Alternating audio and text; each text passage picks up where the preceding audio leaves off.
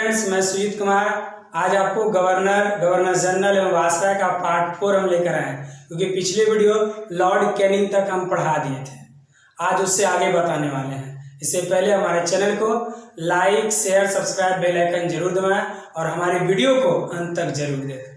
तो देखिए उससे आगे आज हम लेकर आए लॉर्ड मेयो। और देखिए लॉर्ड मेयो का शासनकाल 1869 से 72, यार क्या 1869 से 72। अजमेर में 1872 इसमें मेयो कॉलेज की स्थापना किया। याद रखिएगा लॉर्ड मेयो में जो भी काम हुआ सब 1872। तो पहला काम अजमेर में 1872 से मेयो कॉलेज की स्थापना किया। दूसरा 1872 ईस्वी में कृषि विभाग की स्थापना की। तीसरा भारत में याद रखिएगा प्रथम जनगणना 1872 ईस्वी में लॉर्ड मेयो के कार्यकाल में। सिंपल हम लोग को याद क्या रखना है कि लॉर्ड मेयो के शासनकाल में जो भी काम हुआ सब 1872 ईस्वी, याद रखिएगा। और यह अंग्रेज पहला था जिसको अफगानों ने चाकू मार कर हत्या कर दिया था, याद रखिएगा लॉर्ड मेयो। तो मेयो कॉलेज हुआ 1872, कृषि विभाग हुआ 1872, प्रथम जनगणना जो शुरुआत 1872 इसमें लॉर्ड मेयो के शासनकाल।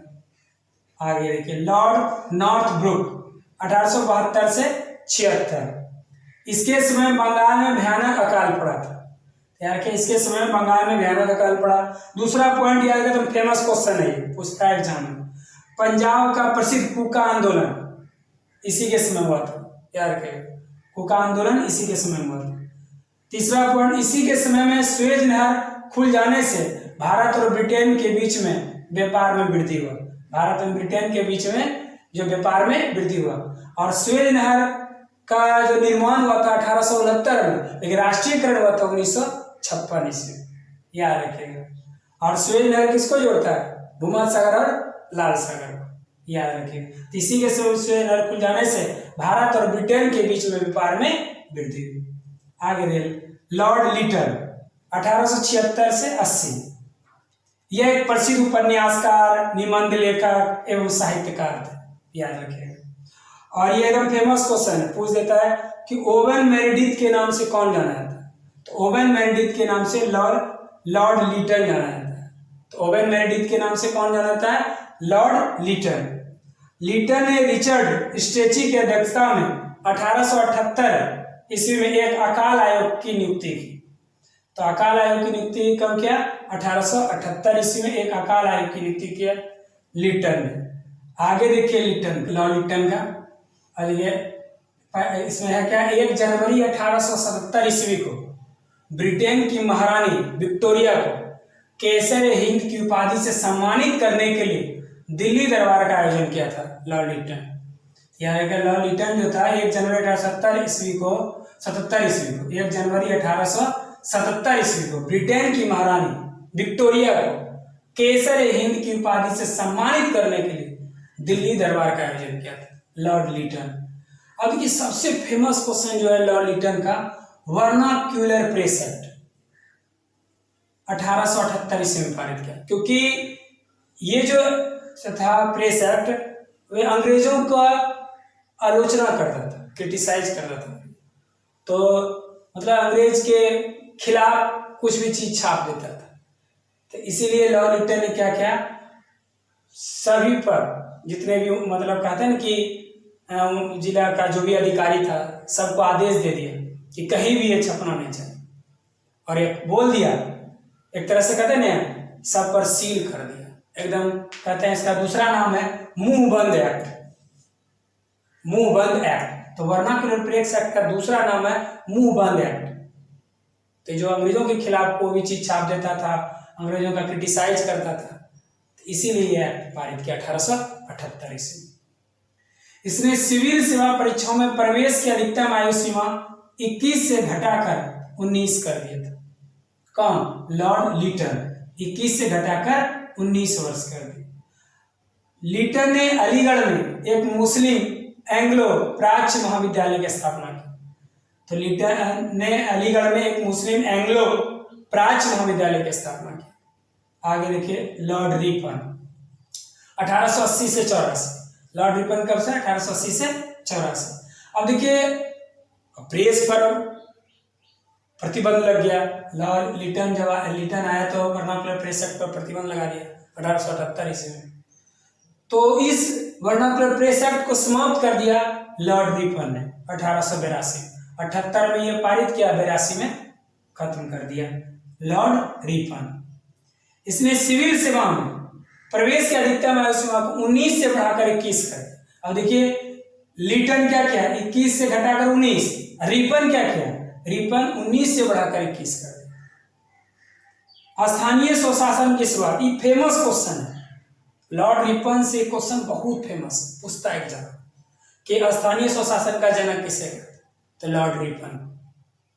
इसके समय सर्वप्रथम 1881 ईस्वी में नियमित रूप से जनगणना की शुरुआत। अब देखिए यहाँ पर क्वेश्चन कंफ्यूज होता है, अगर आप पूछ देगा कि जनगणना की शुरुआत, तो सर्वप्रथम हुआ था लॉर्ड मेयो के शासनकाल, लेकिन वहां क्या था, नियमित रूप से नहीं था। लेकिन लॉर्ड रिपन के शासनकाल में 1881 ईस्वी में नियमित रूप से जनगणना की शुरुआत किया और प्रत्येक 10 वर्ष के अंतराल पर जनगणना की जाए। यह नियम बना दिया कि प्रत्येक 10 वर्ष के अंतराल पर जनगणना की जाए। आगे देखिए लॉर्ड रिपन के द्वारा ही सन 1881 ईस्वी में प्रथम कारखाना अधिनियम आया था। ये भी क्वेश्चन बहुत पूछता है कि फैक्ट्री एक्ट कब आया था, 1881 ईस्वी में, किसके समय आया था, लॉर्ड रिपन। तो रिपन के द्वारा सन 1881 में प्रथम कारखाना अधिनियम लाया गया। रिपन के समय में शैक्षिक सुधारों के अंतर्गत विलियम हंटर की अध्यक्षता में एक आयोग गठित किया गया। याद रखें, रिपन के समय में शैक्षिक सुधारों के अंतर्गत विलियम हंटर की अध्यक्षता में एक आयोग गठित किया गया था। और ये क्वेश्चन बहुत फेमस है, पूछ देता है फ्लोरेंस नाइटिंगेल ने रिपन को भारत के उद्धारक की संज्ञा, तो भारत के उद्धारक की संज्ञा किसको दिया गया, लॉर्ड रिपन। किसने दिया, फ्लोरेंस नाइटिंगेल। किसने दिया, फ्लोरेंस नाइटिंगेल ने रिपन को क्या दिया, भारत के उद्धारक की संज्ञा दी गई। और लॉर्ड रिपन से क्वेश्चन जो है फेमस क्या है, सबसे बड़ा फेमस क्वेश्चन है उसका है कि स्थानीय स्वशासन के लिए जाना है। स्थानीय स्वशासन के जनक लॉर्ड रिपन हो गया। फिर फैक्ट्री एक्ट कब आया, 1881, किसके समय, लॉर्ड रिपन के शासनकाल में 1881 से, ये याद रखिएगा।